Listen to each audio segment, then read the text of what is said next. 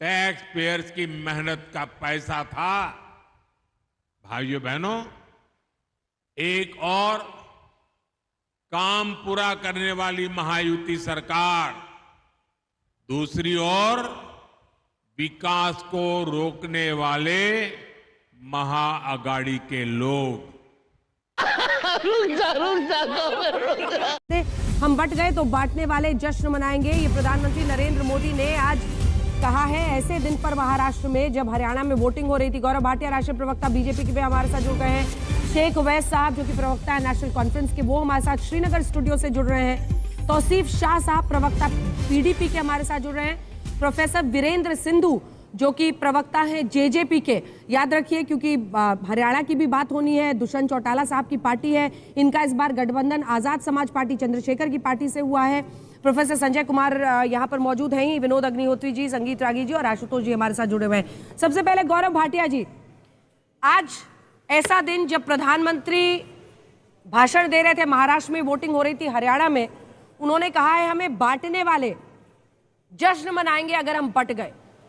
कई लोग कहेंगे कि क्या एक बार फिर से पोलराइजेशन करने की कोशिश है? क्या ये वाकई पोलराइजेशन करने की कोशिश है वोटिंग वाले दिन? अंजना जी, पहले तो हमें ये समझ लेना चाहिए कि हम सबको अब चुनावी परिणाम का इंतज़ार है और हमें ये विश्वास है दोनों जगह पे, चाहे वो जम्मू कश्मीर में हो और चाहे हरियाणा प्रदेश में हो, भारतीय जनता पार्टी की जीत होगी और ये ऐतिहासिक होगी। हरियाणा में तो हम हैट्रिक लगाएंगे। और हरियाणा में आज जो है एक खबर आ रही थी बहुत ही दुखद कि मंच से जब वहाँ पे हुडा, दीपेंद्र हुडा मौजूद हैं, एक महिला नेत्री हैं कांग्रेस पार्टी की, उनके साथ एक और कांग्रेस का नेता किस तरह का व्यवहार करता है, छेड़छाड़ करता है और वो देखते रहते हैं। ये बहुत ही आपत्तिजनक है और इसीलिए मैं कहूंगा दोनों जगह पे हमारी जीत होगी। दूसरी बात, आपने कहा क्या पोलराइजेशन की पॉलिटिक्स है? अंजना जी, पोलराइजेशन की पॉलिटिक्स कौन कर रहा है कश्मीर के संदर्भ में? आज कांग्रेस का प्रवक्ता आपकी डिबेट में क्यों नहीं है, मैं ये जानना चाहता हूं। हम पिछले 1.5 महीने से बार बार पूछ रहे हैं। भारत की जीत तो हो चुकी है जब करीब 63%, 64% मतदाताओं ने वोट डाला है और दिखा दिया है भारत का लोकतंत्र केवल जीवित नहीं है, भारत का लोकतंत्र मजबूती से जीवित है। आज कांग्रेस का प्रवक्ता इसलिए भाग गया क्योंकि यह पूछा जाएगा अनुच्छेद 370 संशोधित करके ऐतिहासिक भूल को ठीक करने वाले नरेंद्र मोदी जी हैं। और जब हम पूछते हैं कांग्रेस पार्टी से आपका स्टैंड क्या है, वो स्टैंड बताने के लिए तैयार नहीं है।